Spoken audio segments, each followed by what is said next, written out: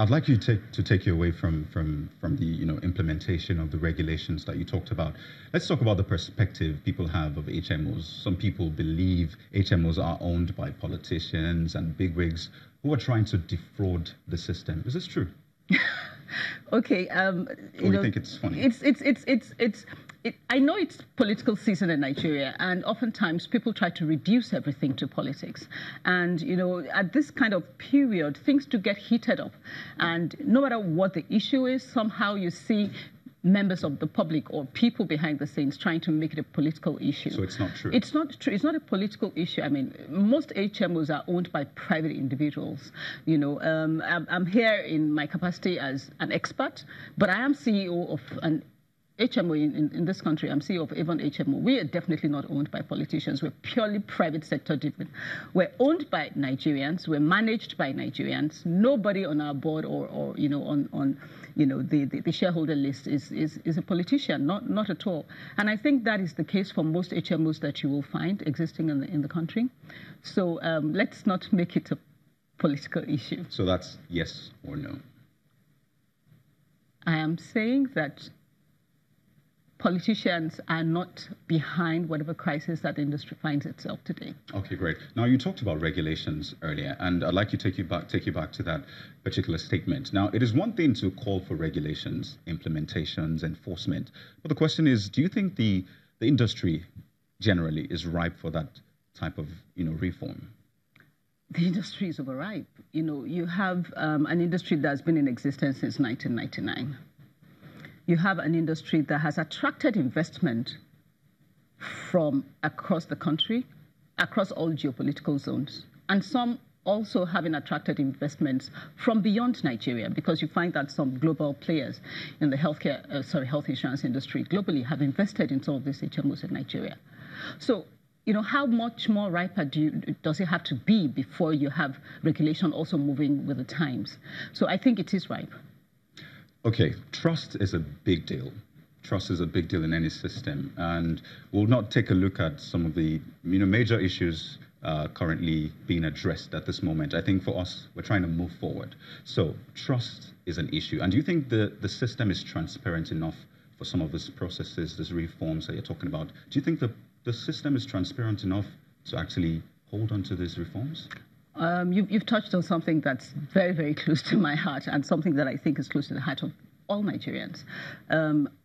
If there is no trust and confidence in the system, we won't get coverage to grow.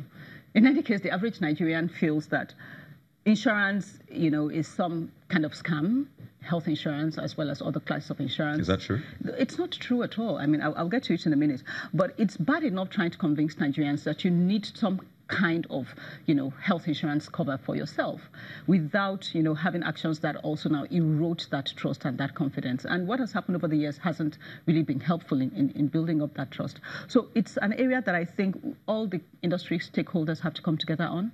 And one way of ensuring that is accountability and transparency.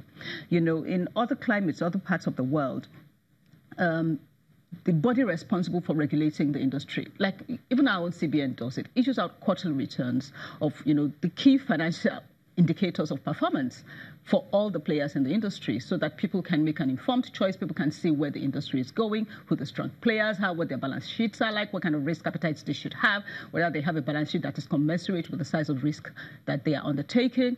And we would like to see this happen in the health insurance sectors as well. Even going beyond that, we all publish. Well, we submit annual financial statements to the regulator. This should be made public in an industry where you have almost a fiduciary relationship between companies and the people they serve, like insurance, like banking, like the pension fund. The financial statements of the operators are crucial. Has it ever been made public? They've never been made public. Even, I don't think operators within the industry can see each other's financial statements because it's like a closely guarded secret. So what we're saying is make it transparent, make it open. Publish it, let Nigerians see it.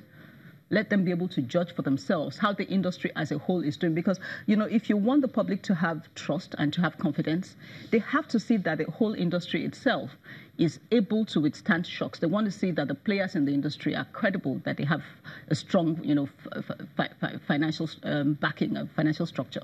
So, these are some of the things that we believe will improve trust and confidence. Okay, so let's try to wrap it up right now. A lot of solutions have been proposed by you, but I'd like us to go over them again. Let's have a timeline. Type of 1, 2, 3. What are the type of solutions you're looking forward to? Well, we don't want to talk controversy at all, but I do think that having stability in the regulatory authority or the regulatory body that looks over our affairs is important. Stability is one. Stability is one. The second thing I would also like to talk about is this transparency issue. We need to be able to publish performance. We need to be able to have a view of how the entire industry is performing. We need to see, what kind of reserves do they have to absorb the shocks that could come from claims. We need to see who are the companies that, we can trust with our money, and we're confident that they will pay hospitals, the ability to pay hospitals, the strength of the cash flows that they have. All of these are important things that I think will help to improve confidence and trust in the sector. What else do I think can be done? I think the legislation that sets the industry up also needs to be reviewed. I think it's important to make health insurance compulsory for all Nigerians, so the pool can be expanded and the cost can go down.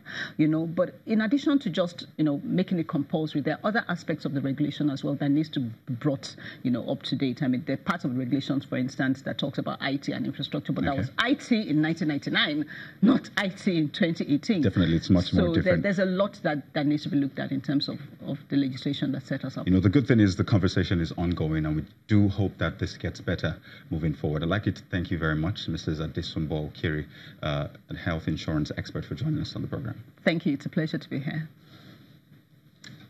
This is still State of the Nation, rather, on Channels Television. And when we come back in a moment, we'll be talking about the minimum wage debate in the country. It's been days, weeks, and months of this debate going back and forth.